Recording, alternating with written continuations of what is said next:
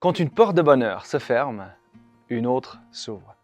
Mais souvent, on regarde la porte fermée tellement longtemps qu'on ne voit pas celle qui s'est ouverte pour nous.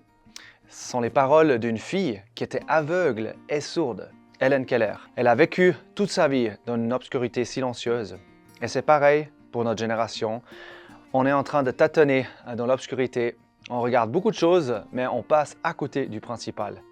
On entend aussi beaucoup de choses, mais on comprend presque rien. On reçoit de l'amour en appuyant sur un bouton, mais on se sent si peu aimé. On vit dans une obscurité bruyante et on a peur.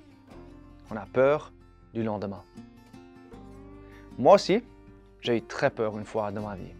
J'avais passé des vacances dans le sud de l'Europe et je m'étais brûlé le dos si fort que j'avais eu des démangeaisons insupportables pendant des jours et des jours.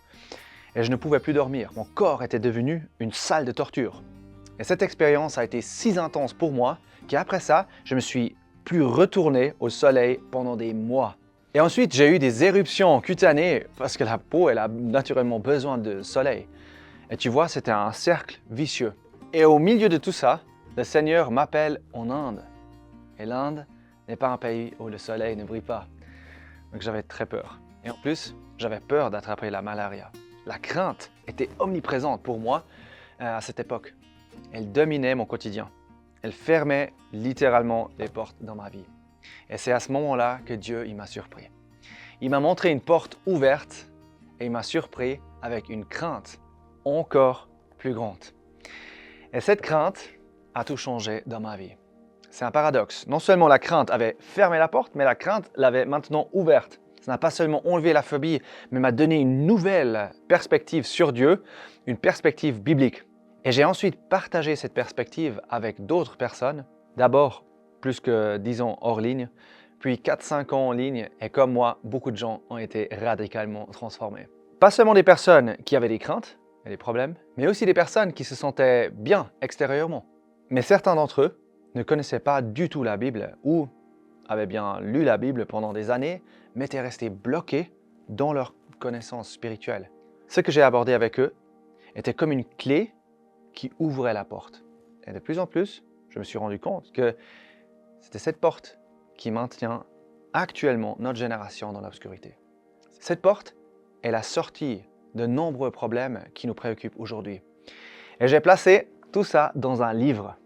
Dieu a utilisé ce livre très puissamment en Allemagne et je suis super heureux de pouvoir maintenant le proposer en français aussi. Il aborde des sujets tels que les dépendances, l'utilisation des téléphones portables et la pornographie, des craintes pour l'avenir, comment ça va être l'année prochaine, 2023, guerre nucléaire, les débats, les divisions sans fin dans nos églises.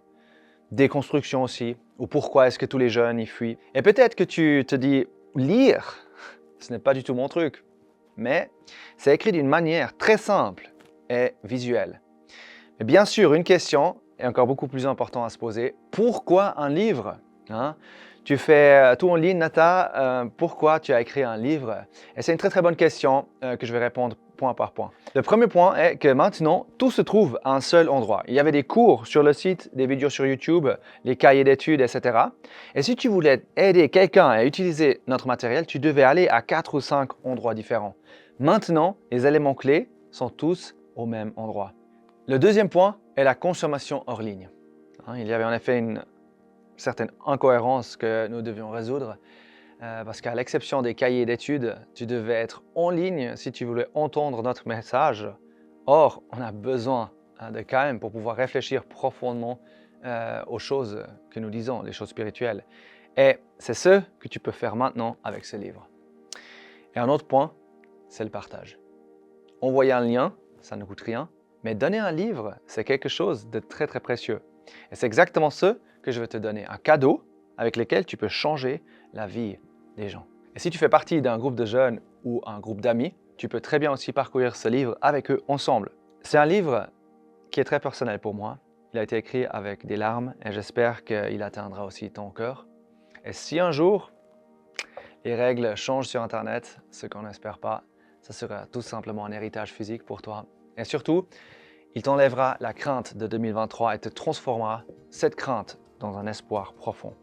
Beaucoup de portes peuvent se fermer en 2023, mais une s'ouvrira ou restera ouverte. C'est la communion intime avec ton Dieu. Tu sais, quand les lumières de la ville s'éteignent, on voit d'autant mieux les étoiles. Et c'est peut-être le bon moment. Le livre est donc un dernier rafraîchissement dans une course où on va tout donner dans le dernier kilomètre.